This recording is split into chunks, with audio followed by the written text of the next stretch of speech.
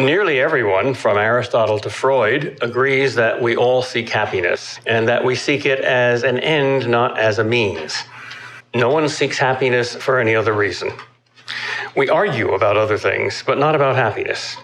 We may say, what good are riches if they don't make you happy? But we don't say, what good is happiness if it doesn't make you rich?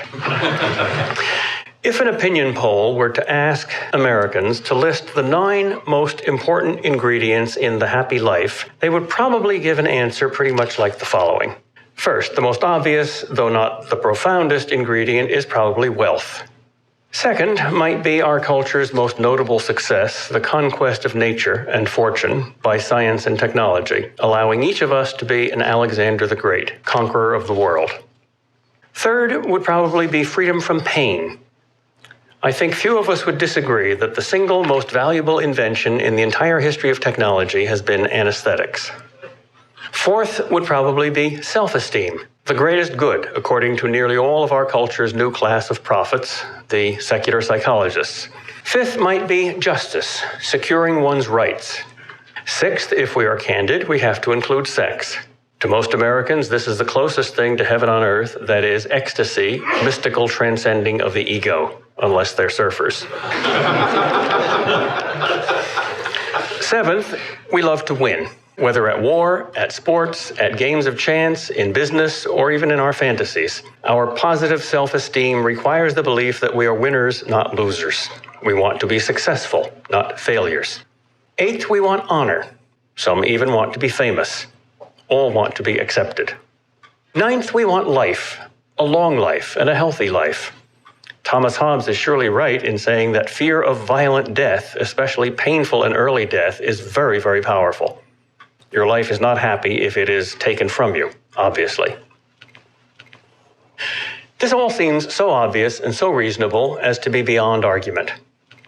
These 9 would seem to be firm and impregnable, universal and necessary. Whoever would deny that they form a part of happiness would be a fool. Whoever would affirm that happiness consisted in their opposites would be insane. Let us now perform a fantastic thought experiment. Let us suppose that there was once a preacher who did teach precisely that insanity, point for point, deliberately and specifically. Perhaps you cannot stretch your imagination quite that far, but I'm going to ask you to stretch it even one step farther. Imagine this man becoming the most famous, beloved, revered, respected, and believed teacher in the history of the world. Imagine nearly everyone in the world, even those who did not classify themselves as his disciples, at least praising his wisdom, especially his moral wisdom, especially the single most famous and beloved sermon he ever preached, the Sermon on the Mount, the summary of his moral wisdom, which begins with his 180-degree reversal of these truisms. Perhaps you find this far too incredible to be imaginable. It would be a miracle harder to believe than God becoming a man.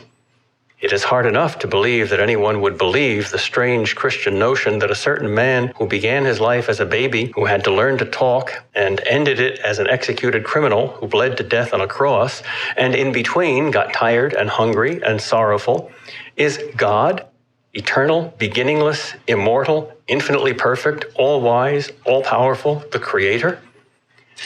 But it is even harder to believe that anyone would believe his utterly shattering paradoxes about happiness. Perhaps we do not really believe them after all. Perhaps we only believe we believe them. Perhaps we have faith in our faith rather than faith in his teachings.